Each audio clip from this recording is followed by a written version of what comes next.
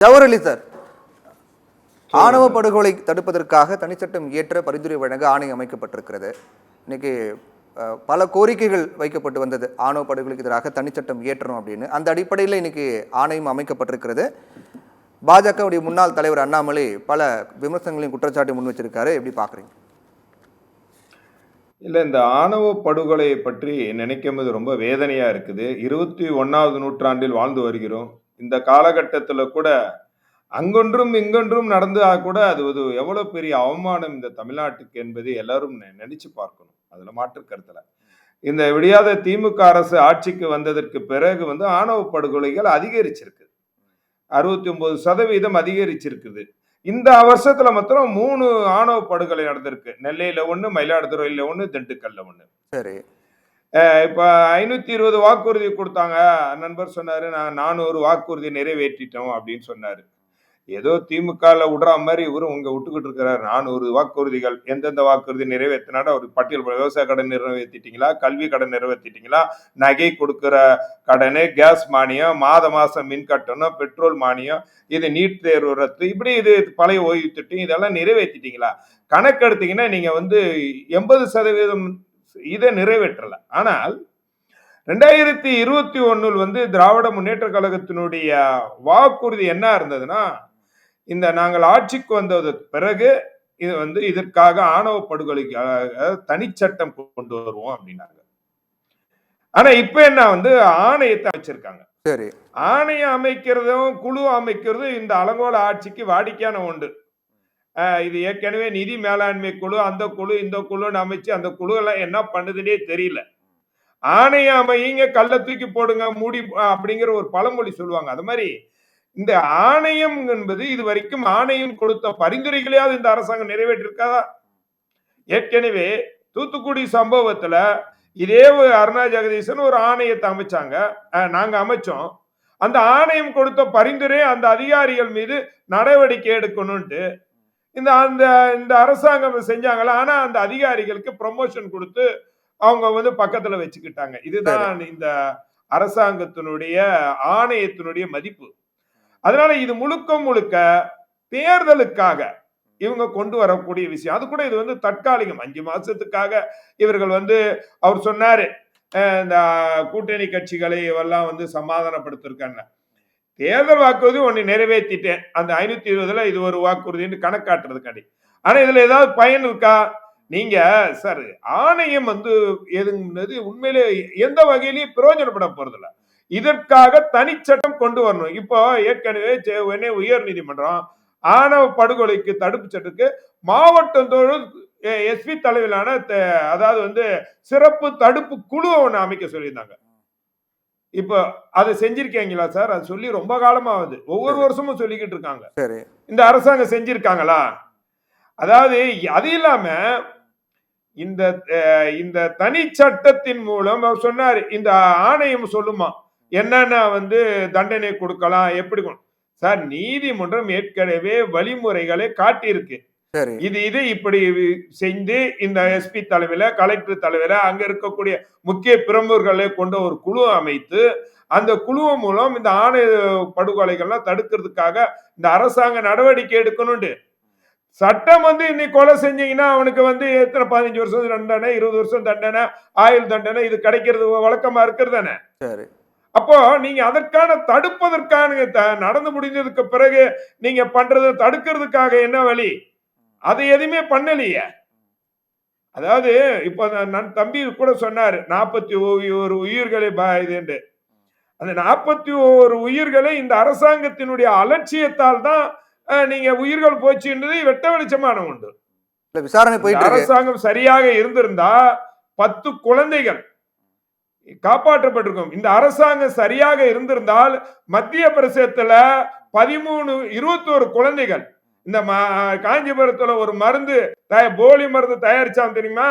2 வருஷமா அந்த மருந்து என்ன தயாரிக்கிறாங்க எதுவும் செக் பண்ணவே இல்லை. 2 வருஷம் அதுக்கு அங்கீகாரம் அதிமுக தான் கொடுத்தது அப்படின்னு மாசு சொல்லியிருந்தாரு அமைச்சர் மா சுப்பிரமணியம். 6 வருஷமா இன்ஸ்பெக்ஷனே நடக்கலங்க மத்திய அரசாங்கம். அதுக்குன்னு ஒரு மருந்து கம்பெனிக்கு அங்கீகாரம் கொடுத்தது கடந்த அதிமுக ஆட்சியில் அப்படின்னு அமைச்சர் மா சுப்பிரமணியன் சொல்லி சார் அவர் தண்டிக்கப்பட்டிருக்கார். 23 சார் நீங்க மா சுப்பிரமணியம் வந்து சட்டமன்றத்துல அவர் தன்னை காப்பாத்திக்கிறதுக்காக எவ்வளவோ டான்ஸ் எல்லாம் விட்டுக்கிட்டு இருக்காரு.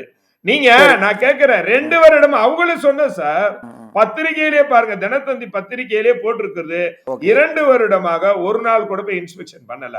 2000 நீங்க 17, 18, 19 இந்த சமயத்துக்கெல்லாம் அவருக்கு தண்டனை கொடுத்து சிறை தண்டனையும் வழங்கியிருக்கோம். சரி, நீங்க 2 வருஷமா அவருக்கு எந்த விதமான நீங்க போய் இன்ஸ்பெக்ஷனே போகல. அதன் விளைவாக இன்றைக்கு 21 குழந்தைகள் இறந்திருக்கிறாங்க. அதே மாதிரி கரூர்ல 10 குழந்தைகள் இறந்திருக்கிறாங்க. இன்றைக்கு ஆணவ படுகொலை 31 இளைஞர்கள் இறந்திருக்காங்க. இதுக்கெல்லாம் யார் காரணம்? ஆணவ படுகொலை அப்படின்னு வரும்போது இப்ப இருக்கக்கூடிய திமுக அரசு, தமிழக முதலமைச்சர் மு க ஸ்டாலின் பேசும்போது சொல்றாரு, அனைத்து சாதியினரும் அச்சர்களாகலாம் அப்படின்னு கொண்டு வந்தோம்.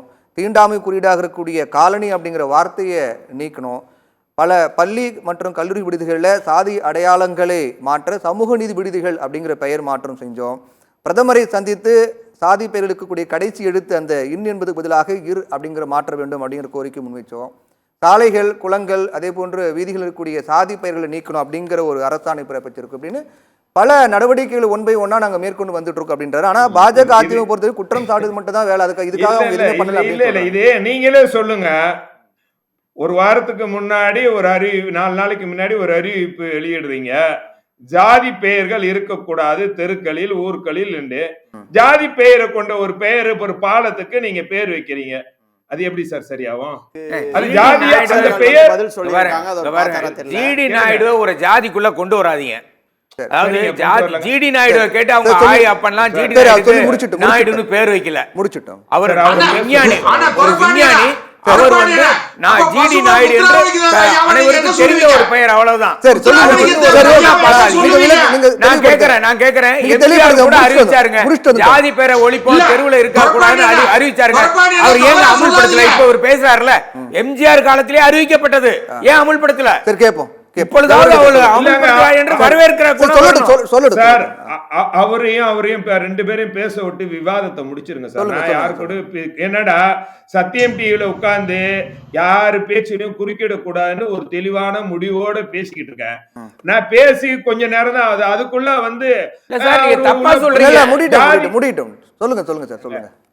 நான் அவர் பெயர் வைச்சதுல தப்பு சொல்லலைங்க. ஒரு ஒவ்வொரு தெருப்பேரில் இருக்கக்கூடியவர்கள் ஒவ்வொருத்தருக்கும் ஒவ்வொரு பன்முகத்தன்மை கொண்டவர்கள். அதை எடுக்க வேண்டிய அவசியம் என்ன இருக்குங்கிறேன். அவர்களுடைய அடையாளமாக இருக்கிறது. நான் ஜிடி நாயுடு அவர்களுடைய பெயரை வைத்தது தவறுன்னு சொல்லவே இல்லைங்க. சரி, நீங்க தானே இந்த பண்றீங்க. ஏங்க இருங்க கொஞ்சம் இருங்க. திமுக அரசு பல நடவடிக்கைகளை நாங்க ஒன்னொன்னா மேற்கொண்டு வந்துட்டு இருக்கோம். அனைத்து சாதியும் அர்ச்சகராகலாம், அதே போன்று காலனிங்கிற வார்த்தை நீக்கும், சமூக நல விடுதிகள் அப்படிங்கிற பெயர் மாற்றம், இந்த மாதிரி ஒன்னொன்னா பண்ணிட்டு இருக்கோம் அப்படின்றாங்க. ஆனா கடந்த ஆட்சியில் இதுக்காக எந்த ஒரு முன்னெடுப்பு எடுக்கல அப்படின்னு சொல்றாங்க. சரி சார், நான் முடிச்சிடுறேன் சார். பேச்சளவுல தான் இவர்களுடைய நிலைப்பாடு இருக்கு. தினந்தோறும் கொள்ளைகள் நடக்குது. 4.5 வருஷத்துல 6862 கொலை. ஒரு பக்கம் ஆணவ கொலை, இன்னொரு பக்கம் அதிகார கொலை. நான் கேட்கிறேன் சார், ஒரே ஒரு வாரம் கேட்டு முடிச்சிடுறேன். சென்னையில இருக்கக்கூடிய ஒரு முக்கிய அமைச்சர், அவருடைய மகள் மாற்று ஜாதியை சார்ந்தவரோட பழக்கத்தில் இருக்கிறாங்க. அவரை அந்த ஜாதி ஆணவ படுகொலை, ஜாதி மறுப்பு எல்லாம் பேசக்கூடிய இந்த திராவிட முன்னேற்ற கழகம், அதற்காக அந்த தம்பதியருக்காக இவர்கள் என்ன பண்ணாங்க, எப்படி மிரட்டப்பட்டார்கள், என்ன ஆனார்கள், அவருடைய அந்த பாதிக்கப்பட்ட அவருடைய மகளே கோர்ட்டு, காவல் நிலையத்திலும் சரி, கமிஷன் ஆபீஸ்லும் சரி, பல்வேறு இடங்களையும் வந்து கம்ப்ளைண்ட் பண்ணாங்களா இல்லையா? அவர்கள் இப்ப என்ன இருக்காங்கன்னு தெரியல. நான் குறிப்பிட்டு யாரையும் வந்து தனிப்பட்ட முறையில் பேசக்கூடாது. ஆனா பேசுற அளவுக்கு வந்து நம்ம அந்த சகோதரர் அரசியல் விமர்சகர் நம்ம இவரு தனபாண்டியன்னா துரைபாண்டியன் சார் சொல்றாரு. ஆனா நீங்க வந்து பேச்சு அளவுக்கு ஒவ்வொரு விஷயங்களை நீங்க செய்யறீங்க. ஆனால் நீங்க நடைமுறையில் சாத்தியம் பண்றீங்களா? இப்போ கொஞ்சம் சில மாதங்களுக்கு முன்னாடி ஒரு பகுதியில திமுக பிரமுகர் வீடியோ காட்சிகள் எல்லாம் வந்தது. ஒருத்தரை ஜாதி பெயரை சொல்லி திட்டு கிணத்துல அடி வச்சு கட்டி அடிச்ச இது இருந்து பாத்தீங்களா? மிக முக்கிய பிரமுகர் பாத்தீங்களா இல்லையா? அப்போ அவங்க பேரளவுக்கு இந்த ஜாதி இல்லை, மதம் இல்லை. ஆனா அண்ணா திராவிட முன்னேற்ற கழகத்துல நீங்க பாத்தீங்கன்னா இந்த இயக்கமே ஜாதி மதங்களுக்கு அப்பாற்பட்ட இயக்கம். இந்த இயக்கத்தினுடைய தலைவராக ஒரு இஸ்லாமிய இருக்கிறார்.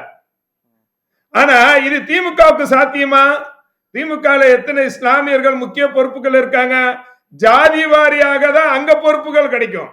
அந்த குடும்பத்துக்கு அப்பாற்பட்டு ஜாதியார் கிடையாது. அப்போ நீங்களே அந்த ஜாதி ரீதியாக பங்கீடை நீங்க கொடுக்காத போது நீங்க எப்படி சார் பேசலாம்? ஜாதி சரி, அப்படியே பாத்தீங்களா அப்படி சொல்லலாம். ஜாதி வாரி கணக்கெடுப்பு பக்கத்துல இருக்க மாநிலங்கள் நடத்திருக்காங்க. இவர்களுக்கு நடத்ததுக்கு என்ன உங்களுக்கு தயக்கம்? அது கேளுங்க. நடத்த வேண்டிய தயக்கம் என்ன? அந்த நடத்துறதுக்கு ஏதாவது தடையா இருக்கா? இது நடத்தாததற்கு இந்த அரசாங்கத்துக்கு எது முட்டுக்கல் போட்டிருக்கு? இதெல்லாம் அதிமுக கோரிக்கை வைக்கப்பட்டது அப்பயும் நடத்தல இல்லையா? அதிமுக போது அந்த கோரிக்கை இருந்தது, அப்பயும் நடத்தல. சரி, அது ஒரு 5 வருஷத்துக்கு முன்னாடி. இன்றைய காலகட்டங்கள் இப்பொழுதுதான் எல்லா பல மாநிலங்கள் நடத்திருக்காங்க, நடத்திட்டு வராங்க. நடத்தக்கூடாது என்பதெல்லாம் இல்ல. அதனால நீங்க ஜாதி வாரியாக நீங்க சொல்றீங்களே தவிர, ஆனால் செயல்ல நடவடிக்கையில் உங்களுக்கு திமுக முழுக்க முழுக்க ஜாதி சார்ந்து, மதம் சார்ந்து, இன்னும் சொல்ல போனால் மதம் சார்ந்து உங்களுடைய நடவடிக்கைகள் இருக்கு. இது தமிழ்நாட்டு கலகல நல்லதுமல்ல. இந்த தமிழ்நாடு அதாவது எப்படின்னா மத நல்லிணக்கமான ஒரு மாநிலத்தை கெடுத்துட்டாங்க இந்த ஆட்சியாளர்கள் ஒரு கோரிக்கை வைக்கிறேன். ஓகே, பேசுவோம். ஜவஹர் அலி சார், ஆணவ படுகொலை அப்படிங்கிறது அதிமுக ஆட்சியின் காலத்தின் போது கூட நிறைய நடந்திருக்கு அப்படிங்கிறத பட்டியலிடுறாரு. அப்போ இப்போ திமுக ஆட்சிக்கு வந்த பிறகு நிறைய முன்னெடுப்புகள் எடுத்தாங்க. அது பெயரளவுக்கு இருக்கா, நடைமுறைக்கா அப்படின்னு தாண்டியும் நிறைய விஷயங்கள் சாதிக்கு எதிராக நடவடிக்கைகள் மேற்கொள்ளப்பட்டு வருது. அப்படின் போது அதிமுக ஆட்சியில் இதுக்காக என்ன பண்ணாங்க? ஒண்ணுமே பண்ணலையே. அங்கேயே அப்பயும் நடந்தது இல்லையா? அப்போ இது மாதிரி சட்டங்கள்லாம் அப்போ அவங்க ஏதாவது முன்னெடுத்திருக்கலாமே அப்படின்னு சொல்றாரு சார். நான் இந்த ஆட்சி அந்த ஆட்சின்னு நான் சொல்லவே வரல. ஆணவ படுகொலை அது ஜாதி ரீதியா நடக்கக்கூடிய படுகொலைகள். அதுக்கு நாங்க அதுக்கு எதற்கு சப்ப கட்டுறதுக்காண்டி நான் இங்க பேசல. அதிமுக ஜாதி மதங்களுக்கு அப்பாற்பட்ட ஒரு இயக்கம். ஆனா நான் இங்க என்ன சொல்றீங்கன்னா, இன்றைக்கு இந்த திமுக ஆட்சி காலத்துல ஆணவ படுகொலைகள் அதிகரிச்சிருக்கு. மத்த ஆட்சி காலத்தை காரணம் இங்க எதுக்குன்னா, ஒரு பக்கம் ஆணவ படுகொலை தோறணும், ஒரு பக்கம் அதிகார படுகொலை இங்க நடந்துகிட்டு இருக்கு. நான் தான் சொன்ன ஒரு அமைச்சருடைய மகள் சம்பந்தப்பட்ட விஷயத்தையும் தனிநபரை பற்றி நாகரிகமா பேசணும். தனிநபர்களை பற்றி அவர் குடும்பத்தை பத்தி பேசத நிறுத்தணும். நான் தனிநபரை பத்தி பேச விட்டீங்கன்னா நானும் பேசுவேன். அதனால தனிநபரை பற்றி நெறியாளர். அதாவது இப்ப 2வது வேங்கை வயல் பிரச்சனை இருந்தது. வேங்கை வெயில்ல இவங்க என்ன நடவடிக்கை எடுத்து என்னத்தை கண்டுபிடிச்சு என்னத்தை இவங்க கிழிச்சு என்னத்தை தண்டனை வாங்கி கொடுத்து என்ன பண்ணி இருக்காங்கிறது இவர்கள் தலித்துக்கள் மீது வைக்கக்கூடிய அக்கறையா இல்லையான்னு தெரியும். கள்ளக்குறிச்சியில 72 பேர் படுகொலை செய்யப்பட்டார்கள். 72 பேர் படுகொலை செய்யப்பட்டார்கள். யாரால்னா அது திமுகவினரால். கள்ளச்சாரம் காட்சியா அந்த எம்எல்ஏவால் படுகொலை செய்யப்பட்டார்கள். அவர்கள் இந்த யாரு இந்த அதிகார வர்க்கத்தினால் ஏற்பட்டது. அதுக்கப்புறம்